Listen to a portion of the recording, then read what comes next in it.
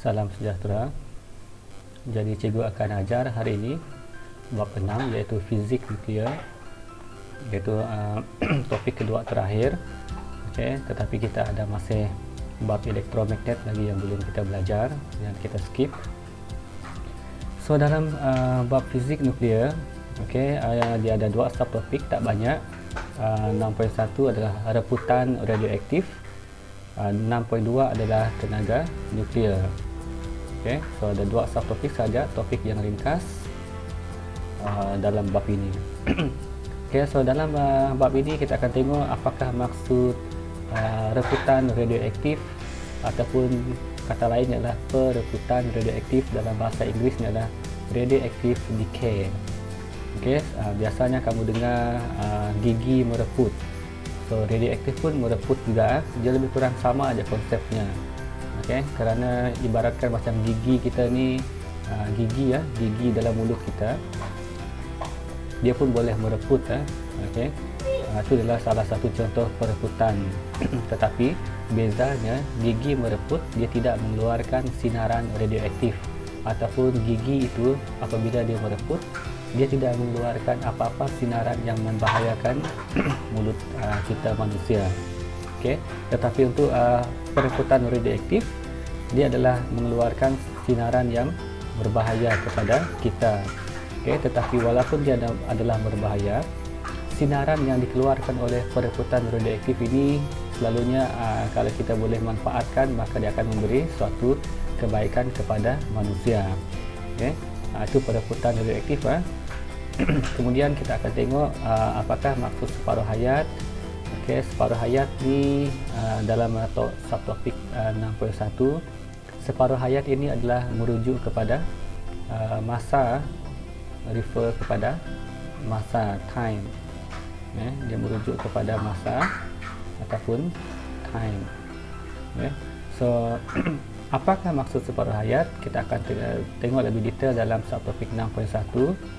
Okay, dan bagaimanakah siri pereputan uranium? Okay, uranium digunakan untuk menentukan usia batu-batuan dan juga bumi.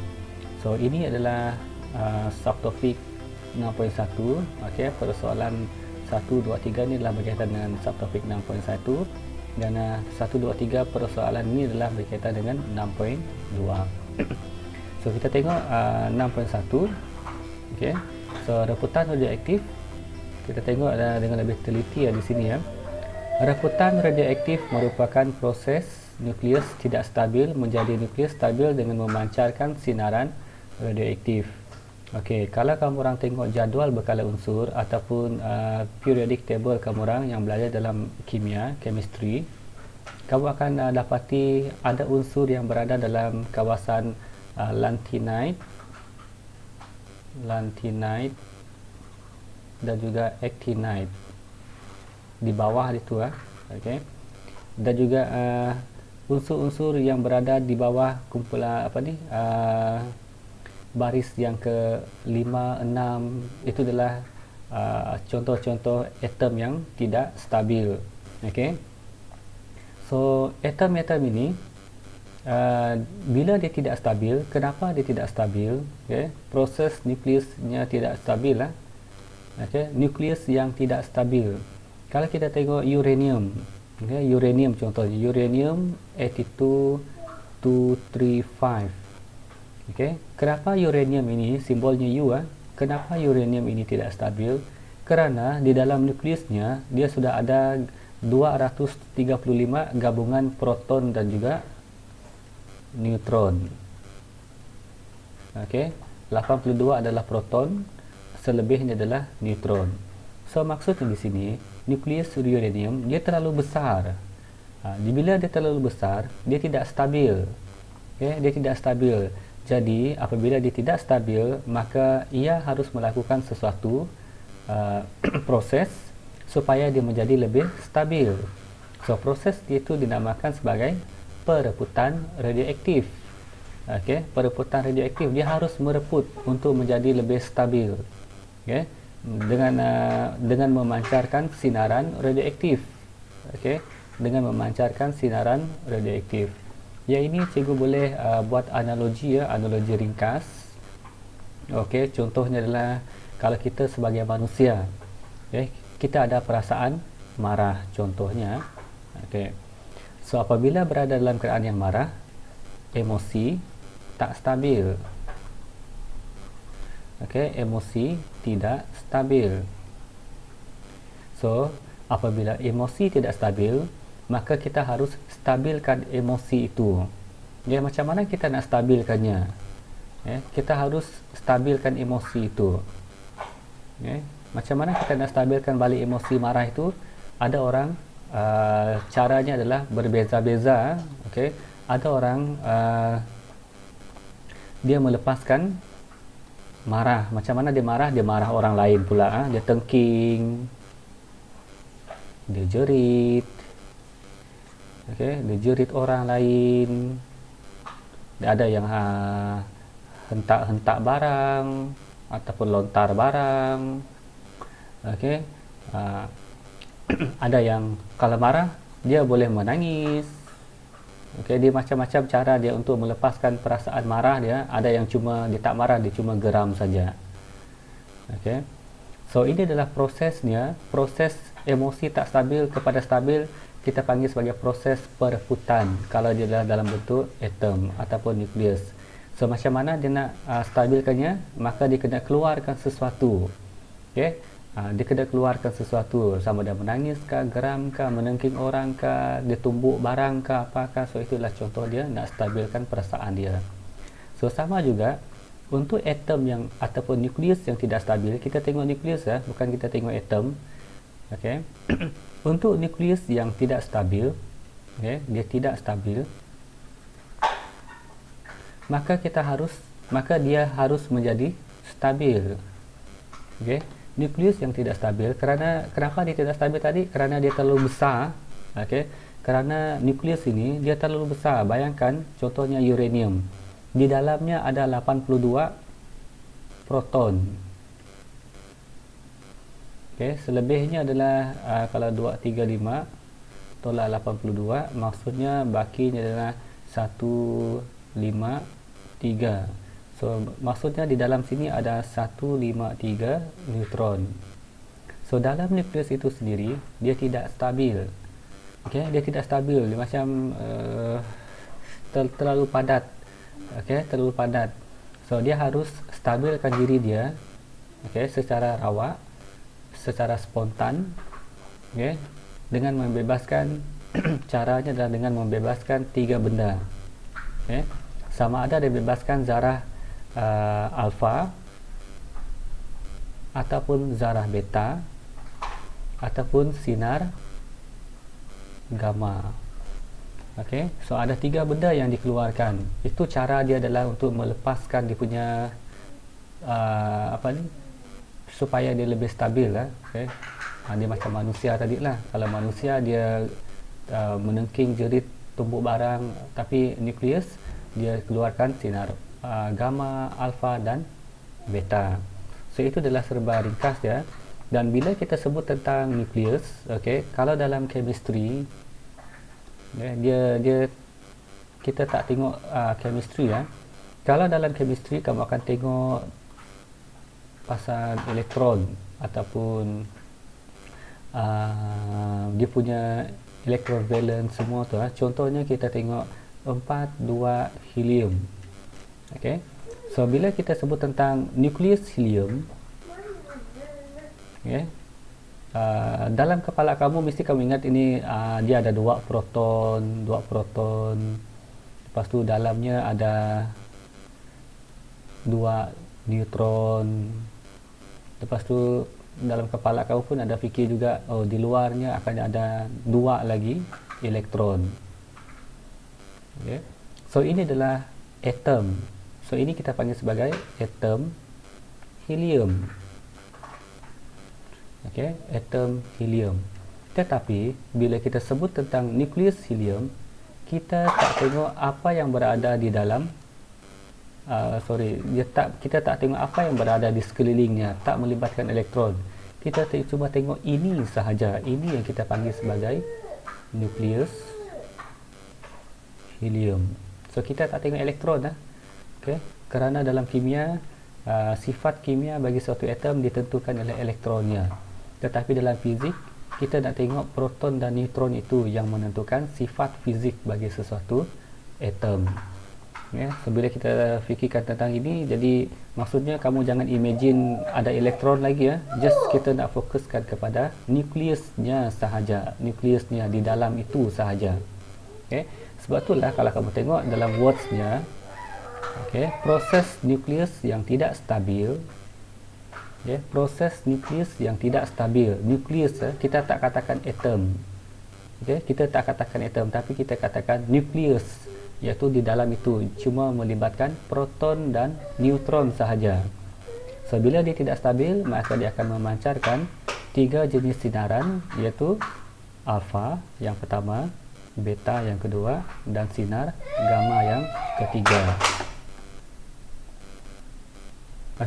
Jadi apa maksud zarah alfa, beta ataupun sinar gamma? Di sini dia ada lebih detail sini So ini adalah perebutan alfa. So zarah alfa ialah nukleus helium. Ingat tadi yang cikgu lukis nukleus helium tidak mengandungi elektron, dia cuma nukleusnya sahaja. So zarah alfa adalah nukleus helium, tetapi bukan helium kamu orang kena ingat ada beza antara atom helium dan juga nukleus helium. Ada beza. Kalau atom helium dia ada termasuk dengan elektron sekali. Kalau nukleus helium dia cuma ada proton dan neutron sahaja. So jangan keliru di situ antara atom helium dengan nukleus helium. So zarah alfa adalah sebenarnya nukleus helium. Kita panggil sebagai zarah alfa kerana pada zaman dulu saintis dia tak tahu itu semua. Jadi bila dia orang buat kajian-kajian, rupanya zarah alfa yang mereka temui itu adalah sama dengan nukleus helium. So nukleus helium dia terdiri daripada 2 proton dan juga 2 neutron, seperti yang cikgu lukis dalam gambar rajah ni tadi 2 proton, 2 neutron. So dalam perebutan alfa, so nukleus yang tidak stabil akan mengeluarkan zarah alfa.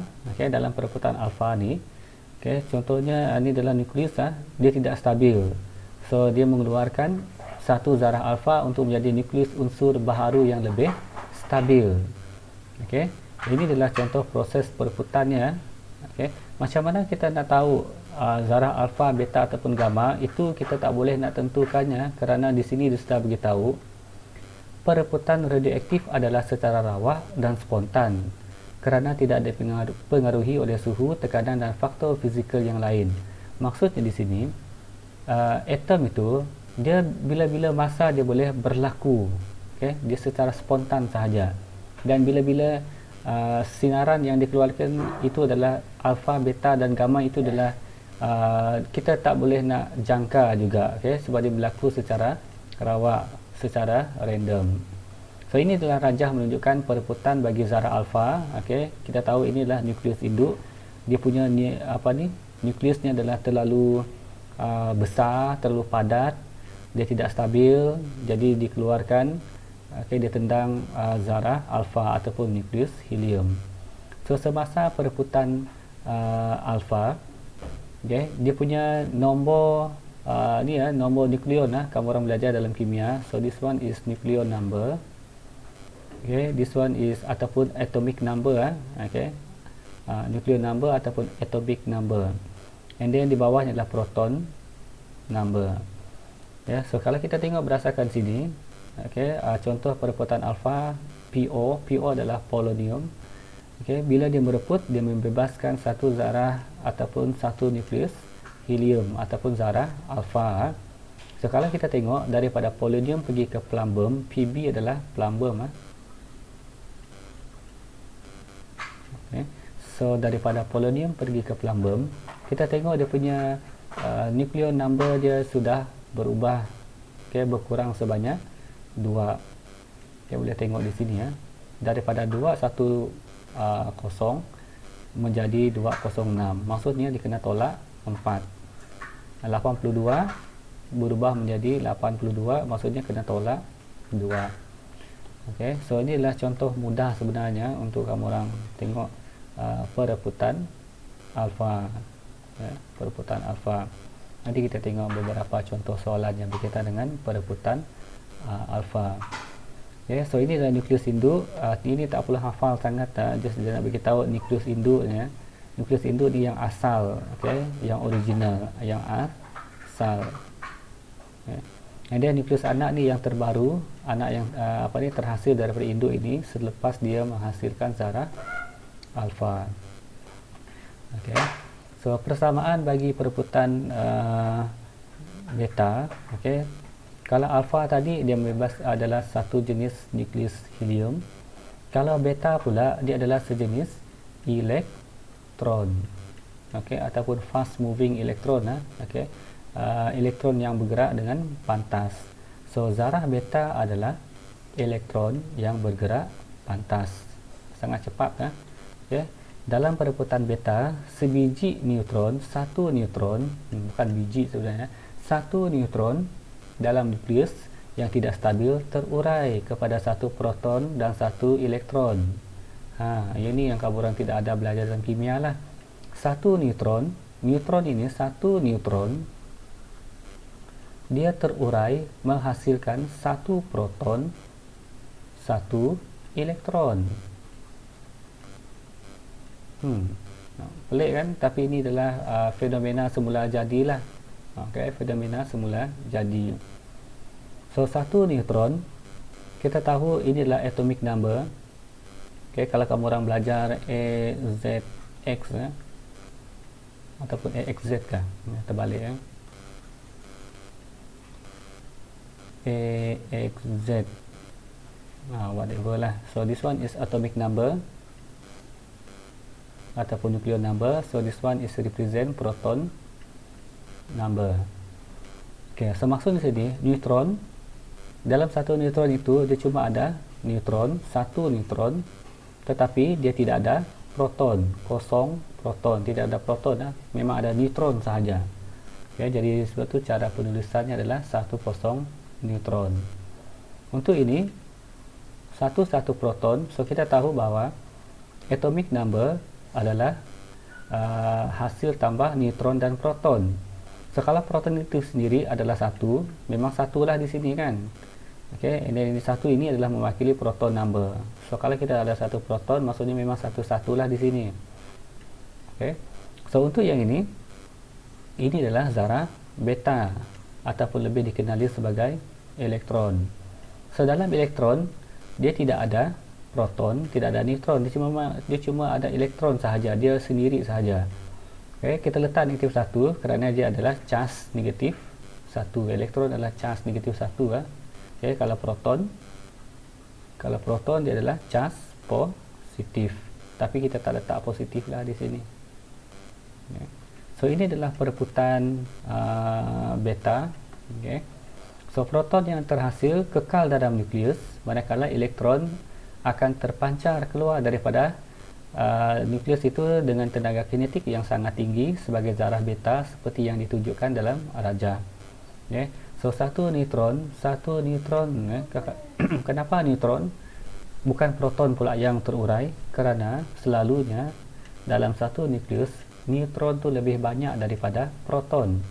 Okay, contohnya uranium tadi, uranium 82-235. Okay, uranium 235.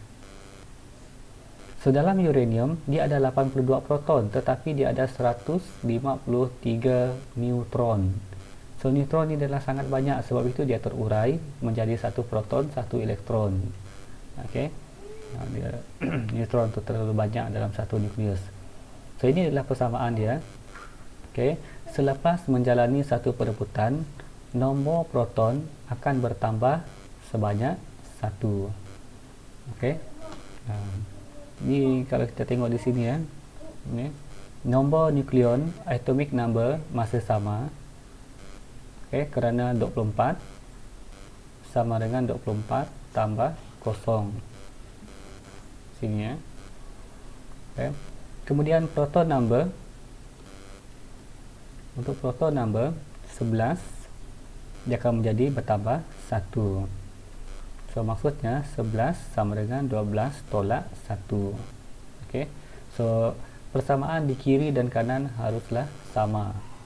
Okey, persamaan di kiri dan kanan haruslah sama. So ini adalah persamaan perebutan beta. Okey, perebutan beta yang menghasilkan zarah beta.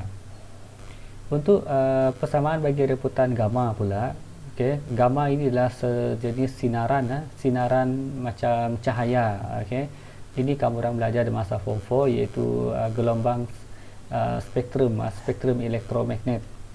Okey, so sinar gamma adalah sinaran elektromagnet yang mempunyai frekuensi yang sangat tinggi. Okey, dia membawa tenaga yang sangat tinggi dan sangat berbahayalah. Okey, dalam rebutan gamma, suatu nukleus radioaktif yang tidak stabil membebaskan tenaga lebihannya untuk menjadi lebih stabil. Okay, seperti yang ditunjukkan dalam rajah. So untuk perebutan sinar gamma, nombor proton dan nombor nukleon tidak berubah. Okay, kita tengok di sini ya, contohnya. Nombor atom ataupun atomic number unchanged, proton number is also unchanged. So dia mengeluarkan satu sinaran gamma. Okey, dia bebaskan tenaga sikit ya. Okey. So bila dia bebaskan tenaga, so barulah dia akan rasa lega. So perebutan gamma dia tak adalah ni sangat complicated sangat. Okey. So inilah contoh persamaan rebutan. Okey, kadang-kadang satu uranium, contohnya uranium 92238. Okay, uranium 23492 menghasilkan thorium. Okay, so dalam perebutan ini dia menghasilkan zarah alfa. Okay, semua ini adalah nukleus. Kamu jangan tengok ini adalah sebagai atom. Kita tengok ini adalah sebagai nukleus sahaja. Tidak ada elektron kita libatkan di sini. Dia cuma sini semuanya adalah nukleus sahaja. Tidak ada elektron terlibat dalam sini ya. Okay. So nukleus uranium merebut menjadi thorium. So dia membebaskan zarah alfa dan juga sinaran gamma. So dibebaskan dua lah. Ini contoh ya. Okey, ini contoh dia. Dia boleh bebaskan dua. Dia tak semestinya bebaskan satu jenis. Okey, kadang-kadang dia boleh juga bebaskan dua helium juga ataupun bergantunglah. Okey, kerana proses ini adalah berlaku secara rawak. Okey, kerana proses ini adalah berlaku secara rawak. Cikgu mungkin boleh kongsikan sedikit soalan yang berkaitan dengan ni lah untuk kamu orang tengok. Itu kita kongsikan bersama. Kalau kamu tengok macam mana contoh soalan yang berkaitan dengan 6.1 ini.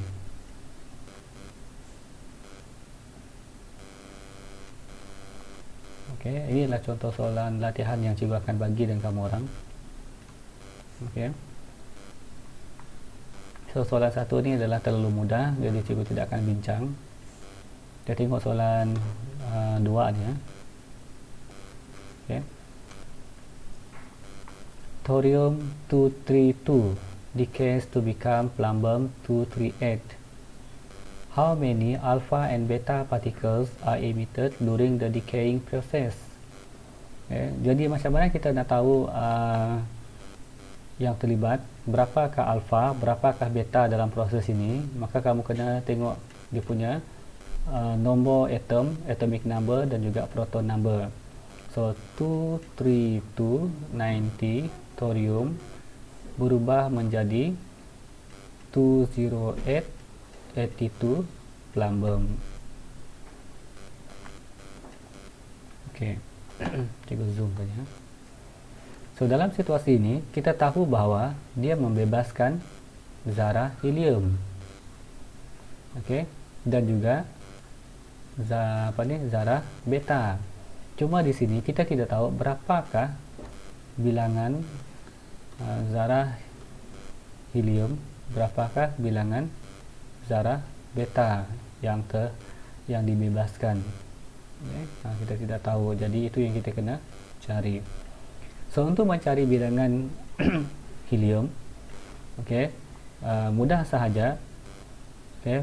Kita mesti tengok dia punya atomic number dahulu. Kenapa atomic number? Kerana elektron atomic number adalah kosong, jadi mudah kita nak tentukan 232 sama dengan 208 tambah dengan, katakan di sini x 4x. Okey. So bila kita tolak 232 tolak 208 sama dengan 4x. So ini adalah bersamaan dengan 24. 24. Okey. So maksudnya di sini bila kita bagikan x sama dengan 6, maksudnya di sini ada 6 zarah alfa yang dikeluarkan. Okey, ada 6 zarah alfa yang dikeluarkan. Kena tengok helium tu dulu ya. Apa ni? Atomic number dulu. Kemudian kalau kita nak tengok berapakah zarah beta, barulah kita tengok dia punya proton number. So kita tahu bahawa 90 sama dengan 82. Ini ada negatif, lupa. Ini ada negatif ini. 82 tambah 6 darab 2. Okey, tambah dengan negatif 1. Katakan ni y. So y. Okey. Kita letak sana y. So kita pindahkan ini, dapatlah 8 sama dengan 12 tambah tolak y. Okey, tolak y. So y sama dengan 12 tolak 8 sama dengan 4. So maksudnya di sini ada 4 zarah beta yang dikeluarkan. Okay. Ada 4 zarah beta yang dikeluarkan. So jawapannya adalah C. Okay, cuba fahamkan ya. Okay, boleh ulang video tu balik kalau tak faham. Okay. Kemudian soalan 3, kamu akan jumpa juga beberapa soalan macam ni dalam latihan yang cikgu akan bagi. Soalannya adalah, berapakah bilangan zarah alfa dan juga zarah beta yang dipancarkan, yang dibebaskan sepanjang proses daripada ini ya, 92 ni kalau rasa saya uranium. Okay, uranium pergi ke TH. Kita tengok anak panah dia, daripada uranium pergi ke TH, kemudian pergi ke palladium, pergi balik kepada uranium, pergi balik kepada TH, thorium, lastly dia pergi ke radium. So dia ada beberapa proses di situ ah. Okay, ini namanya sebagai siri perebutan radioaktif. Okay, maksudnya maksudnya di sini nukleus ini merebut daripada uranium sampailah radium. So dia mengalami banyak kali proses perebutan. Ya. So kalau kita tengok di sini ya, uranium pergi ke thorium, dia bukannya berhenti di situ ah. Selagi atom itu tidak stabil, selagi itulah nukleus itu akan merebut. Kena ingat selagi nukleus itu tidak stabil, selagi itulah dia akan merebut. Okey. So dalam proses ini kita tengok mudah sahaja. Okey. Macam mana kita nak tengok adalah alfa ataupun beta daripada poin sini. Okey, daripada poin sini iaitu proton number adalah 92, pergi ke TH, proton number adalah 90. Maksudnya dia sudah berkurang sebanyak 2. Okey, ataupun daripada sini, okey, 238 pergi ke 234, dia berkurang sebanyak 4 nombor nukleon. Maksudnya di sini adalah zarah alfa yang dikeluarkan. Okay, kerana nombor protonnya berkurang sebanyak 2. Daripada TH ke PA, dia punya nombor proton daripada 90 bertambah menjadi 1. So of course ini adalah beta di sini ya. Again this one is beta. Kalau diturun alpha, so means that ada 3 alpha, 2 beta yang dikeluarkan. Okay, so yang ini 3 alpha, 2 beta. So jawapannya adalah B.